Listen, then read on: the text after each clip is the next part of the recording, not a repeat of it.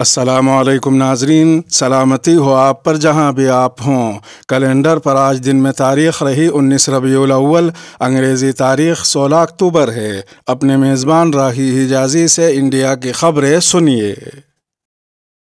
محتمموں اور اقلیتی افسروں نے مل کر اسکالرشپ کی کروڑوں کی رقم کھا لی۔ امر اجالا میں ایک انکشافاتی رپورٹ شائع ہوئی ہے جس میں دعویٰ کیا گیا ہے کہ محکمہ اقلیتی بہبود کے کئی افسروں، سرکاری مدرسوں کے محتمموں اور منیجروں نے ساز باز کر کے اقلیتی طلباء کے کروڑوں روپوں کی اسکالرشپ ڈکار لی۔ امر اجالا کے مطابق آج بھی یہ کھیل جاری ہے۔ تفصیلات کے مطابق الخدمت فاؤنڈیشن کے صدر تنصیر احمد نے 2012 میں اس وقت کے ڈی ایم وکاس گوتھوال سے محکمہ اقلیتی بہبود اور مدرسے کی جانب سے مدرسوں کے طلباء کے پیسے ہڑپ کر جانے کی شکایت کی تھی۔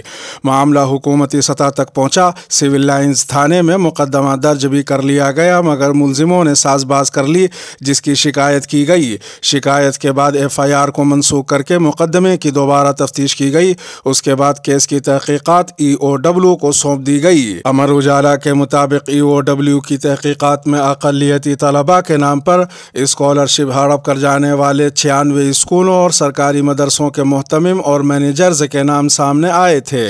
اگرچہ معاملے کو دبانے کی ہر ممکن کوشش کی گئی مگر اتر پردیش میں یوگی حکومت کی تشکیل کے بعد اس کی دوبارہ تفتیش شروع ہو گئی۔ تحقیقات کے دوران 250 لوگوں کے نام سامنے آئے ہیں۔ رپورٹ میں الزام لگایا گیا ہے کہ سرور پور تھانہ علاقے کے ہررا گاؤں کے رہنے والے دین محمد نے 4 مدرسے بتا کر تقریباً 41 لاکھ روپے کے اسکالرشپ کا غبن کیا۔ تحقیقات سے معلوم ہوا کہ اسی عمارت میں 6 اداروں Goodwin public school, Goodwin junior high school, Goodwin inter college, مدرسہ گڈون، گڈون عربک کالج اور مدرسہ گڈون للبنات کے نام سے اسکالرشپ کی رقم لی گئی۔ پھر جب چھان بین شروع ہوئی تو اس عمارت سے انٹر کالج کا بورڈ ہٹا کر مدرسے کا بورڈ لگا دیا گیا۔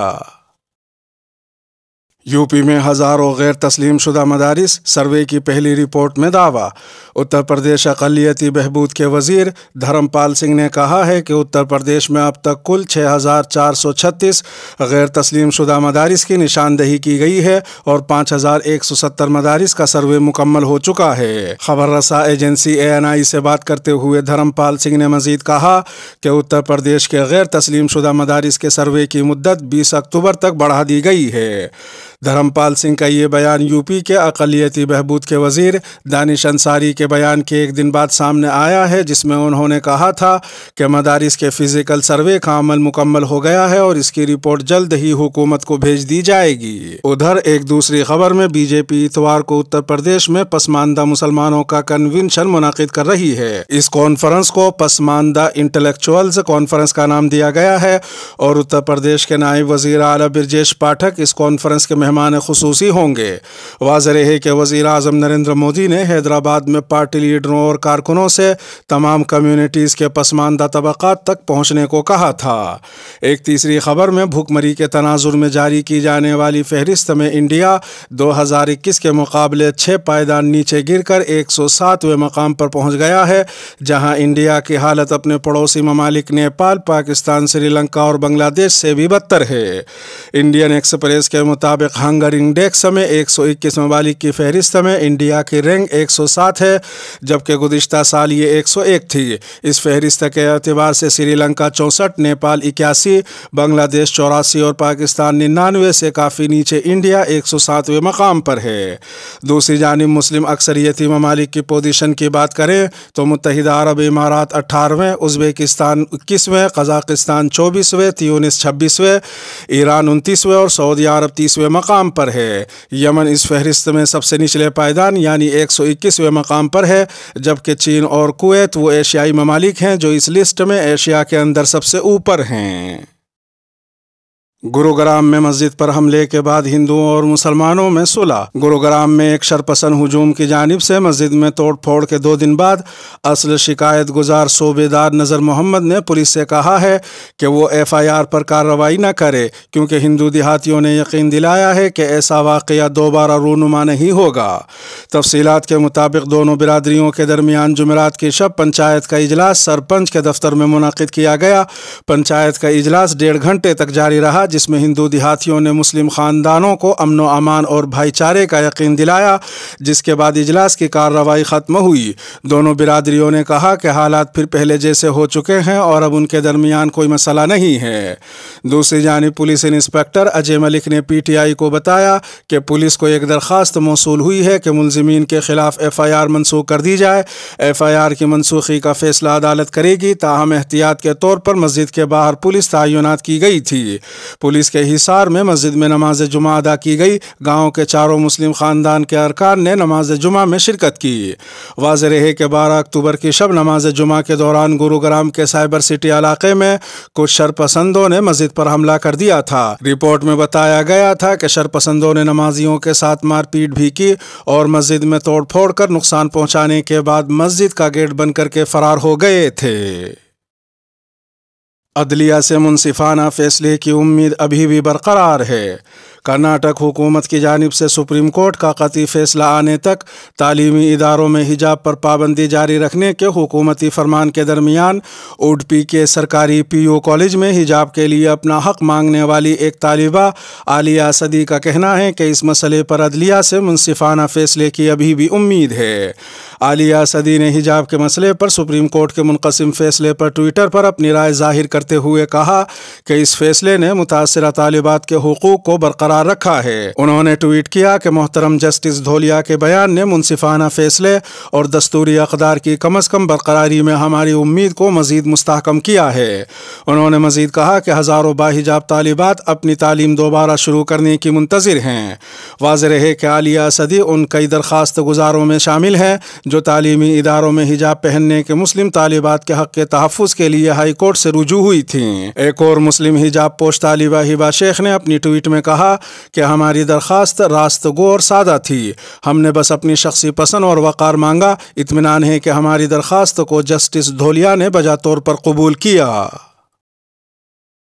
मोदी हुकूमत अपनी पॉलिसियों पर गौर करे वरना कश्मीर में एक भी कश्मीरी पंडित नहीं मिलेगा। जनूबी कश्मीर के शोपिया ज़िले में मुसल्लह हमला आवरों ने एक कश्मीरी पंडित पुरन कृष्णा भट्ट को गोली मारकर हलाक कर दिया। वादी में इस हमले के बाद मुजाहरा जोरों पर जारी है, जबकि कांग्रेस ने इस हमले पर हुकूमत को घेरा है। कांग्रेस के राज्यसभा MP विवेक तनखा ने कहा कि हुकूमत को अपनी पॉलिसियों पर नजरसानी करनी चाहिए वरना आने वाले वक्त में वादी में कोई कश्मीरी पंडित नहीं मिलेगा। मरकजी हुकूमत को हदफ तनकीद बनाते हुए कांग्रेस लीडर विवेक तनखा ने कहा कि आज एक इंतहाई अफसोसनाक वाक़या पेश आया है। भट्ट साहब बहुत ही काबिल एहतराम शख्स थे, आज मिलिटेंटों ने उनका कत्ल कर दिया। विवेक तनखा ने मजीद कहा कि कश्मीरी पंडित बहुत परेशान हैं। कश्मीरी पंडितों को 90 की दहाई में वहाँ से निकाल दिया गया और आज तक वो इंसाफ मांग रहे हैं। सुप्रीम कोर्ट के दरवाजे बंद हैं। जब वो हुकूमत के पास जाते हैं तो हुकूमत उनसे बात नहीं करती, वज़ीर दाखिला उनसे मुलाकात तक नहीं करते।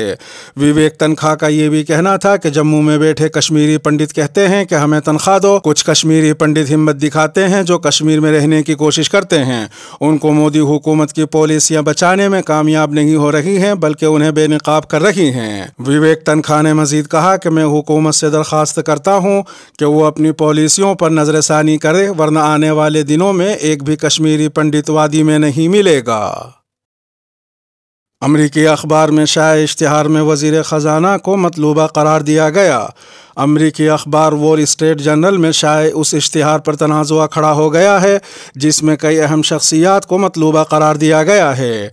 शाये होने वाले इस इश्तिहार में इंडिया को मुबैना तौर पर सरमायाकारी के लिए गैर महफूज मकाम करार दिया गया है और सरमायाकारों से कहा गया है कि वो इंडिया से दूर रहें। इश्तिहार में इंडिया की वज़ीर ख़जाना निर्मला सीतारमन समेत 14 अफराद के नाम दिए गए हैं और कहा गया है कि ये लोग इंडिया के आईनी इदारों को सियासत और सनअत से वाबस्ता मुखालिफिन के खिलाफ हथियार के तौर पर इस्तेमाल कर रहे हैं।